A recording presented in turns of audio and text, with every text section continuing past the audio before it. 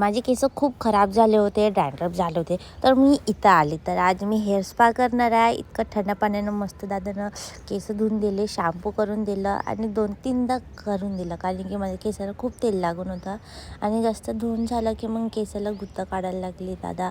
आणि त्याच्यानंतर स्पाची क्रीम लावायला लागले आणि इतकं बड्या वाटत होतं की मस्त. नंतर हे पूर्ण क्रीम वगैरे माझ्या केसाला लावून झालं. मग मालिश केली, इतकी जबरदस्त मालिश, मी तर पुरी फॅन. मग हे लावून झालं की पूर्ण सगळ्यांना, तर त्याच्यानंतर पन्नी लावली, स्पेशलवाली पन्नी, कारण की मी बहुत दिवसानंतर आली होती. तर मग हे लावून झालं की लगेच दादाने ही हीटरवाली कॅप लावून दिली. हीटरवाली मशीन आहे आणि केसाला थोडं गरम करतं स्पा लावून झाल्यानंतर.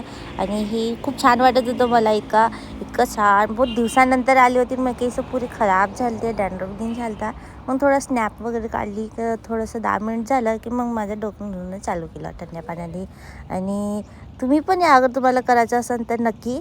आणि माझ्या व्हिडिओला लाईक, कमेंट, शेअर करणं तर विसरू नका. नंतर केस धुवून झाल्यानंतर माझे केस की लगेच दादा माझ्या केसाला ड्रायर मशीनने ड्राय करू लागले.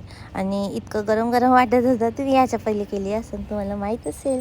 महिन्यातून एकदा तरी स्पा करायलाच पाहिजे. आणि माझं जसं ड्रायर मशीन झालं की केस सेट करू लागले दादा. सेट झाले की लगेच पुरा लुक चेंज. तर ही मागून असं दिसत होतं सुंदर.